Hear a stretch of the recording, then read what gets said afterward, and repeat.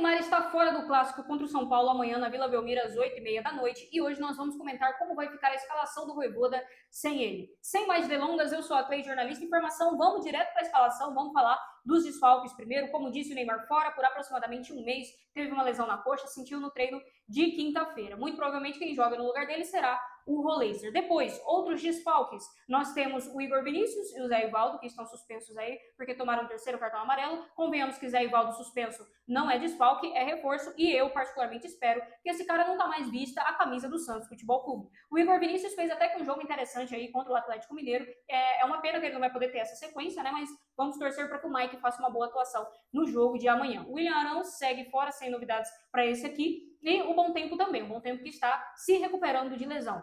Gabriel Brazão. O Gabriel Brazão, ele vai para o jogo, tá? Muito provavelmente, assim, 90% de chance dele ser o titular, só se realmente acontecer alguma coisa para que o Diógenes jogue no lugar dele. Ele fez até uma máscara de proteção para poder ir para o jogo, né? Por conta do protocolo de concussão que foi ativado e dos exames que ele teve que fazer. Preferiu fazer uma máscara para poder ir para o jogo, se proteger de qualquer possibilidade de pancada que ele possa vir a receber. Então, Gabriel Brazão confirmado para o jogo de amanhã. Como eu disse, o Roleiser ele entra no lugar do Neymar e tirando a saída de Zé Ivaldo e Igor Vinícius do time, o time vai seguir praticamente o mesmo. Então teremos Brazão, Mike, Adonis Frias, Luan Pérez e Escobar, o Adonis entrando no lugar do Zé Ivaldo e disputando posição ali com Alexis Duarte. Aparentemente, num primeiro momento, o Luan Pérez será mantido no time e ele fez uma excelente partida contra o Atlético Mineiro, então acho totalmente justa a manutenção dele, embora tenha chegado aí os reforços. Depois, meio campo, linha de 4. Nós teremos Schmidt, Zé Rafael, Vitor Hugo e Roleiser. O Schmidt ele joga ali como um 5 na frente da zaga. Depois, lá pela esquerda, como camisa 8, nós temos o Zé Rafael, o Roleiser pelo meio como um 10 e caindo como camisa 8 aqui pela direita, nós temos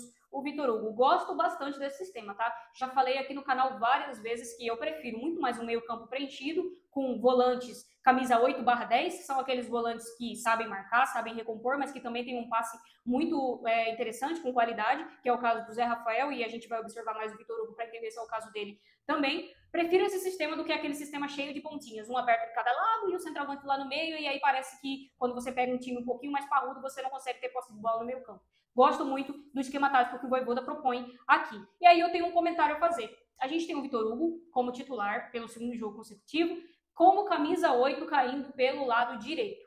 Quando o Bom Tempo voltar, se até lá o Vitor Hugo não estiver comendo a bola e sendo realmente alguém intocável do time titular, eu gostaria de ver o Bom Tempo jogando nesse esquema no lugar do Vitor Hugo. O Bom Tempo sendo esse camisa 8 que joga pelo meio, ajuda na marcação, recompõe e tudo mais, mas que joga ali como camisa 8 mais aberto pela direita. Por quê? Porque esse lado do campo a gente sabe que é o lado que o Bom Tempo surgiu na base como ponta direito, mas que desde que ele começou a ser treinado ali pelo Caixinho, o Caixinho encontrou a nova posição para ele ali também no meio campo. Então eu acho que jogando como camisa 8 ali, mais aberto pelo lado direito, eu acredito que o Bom Tempo se dará muito bem. Então, a não ser que o Vitor Hugo faça realmente uma bela sequência e se torne intocável, acredito que o Bom Tempo se tornará o dono dessa posição, porque ele joga muito bem pelo meio, pela direita, né, como ponta direita a gente não teve muitas oportunidades, mas ele fez um dos gols contra o São Paulo no jogo do Paulistão, naquele 3-1, então acredito que o Bom Tempo tem todas as credenciais para tomar conta dessa posição, porque favorece as boas características que ele tem.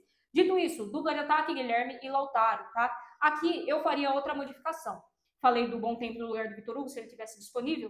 No lugar do Guilherme, eu colocaria o Barreal. Eu gosto do Barreal e a gente tem que lembrar que o Barreal, ele é ponta esquerda, tá? O Barreal, ele jogou a maior parte dos jogos dele pelo Santos na ponta direita, justamente porque o Guilherme é o titular da ponta esquerda. Só que o Barreal teve um jogo, inclusive, que ele começou como ponta esquerda e ele fez gol naquele jogo. Não vou lembrar exatamente qual foi. Foi lá no comecinho do Campeonato Brasileiro. Ele começa na ponta esquerda e ele faz um gol. Então, eu gostaria de ver o Barreal mais na dele, jogando ali na esquerda. Eu entendo também que nesse sistema do Vojvoda é um sistema que matou os pontas. Então, o Guilherme, ele não joga exatamente como ponta, ele não joga colado na linha lateral, esperando a bola para entrar na área e finalizar. Esse não é a dele. Já foi em outros esquemas. Nesse, atualmente, não está sendo, e eu não sei também até que ponto ele vai se sentir confortável e se adaptar a isso que o Vojvoda está pedindo. O único trunfo do Guilherme, que é o que mantém ele no time titular em detrimento de outros jogadores, é a recomposição. Ele é um jogador que recompõe muito bem, que marca muito bem. Só que atacante, a função primária dele não é marcar. A função primária de um atacante é atacar, é fazer gols. E isso o Guilherme não tem feito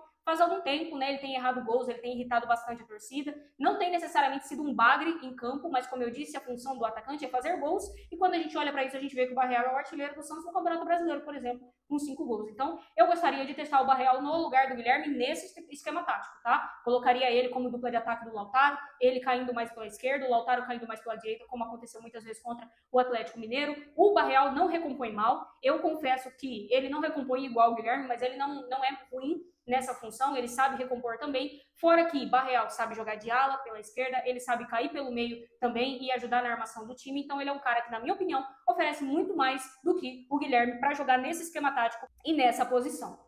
Bom, mas basicamente é isso. No geral, gosto muito do time que o Vojvoda vai levar a campo. Deixe nos comentários qual que é a sua opinião, se você gosta também. Se você acha que o Neymar vai fazer muita falta ou se está na hora da gente ver como que o time vai se comportar sem ele. Na segunda-feira eu volto aqui com um vídeo falando sobre o jogo do Santos, que vai ser amanhã à noite. Então se inscreve no canal, deixa o seu like nesse vídeo e fica aí comigo para você acompanhar os comentários do jogo na segunda-feira. Fechou? Até o próximo vídeo.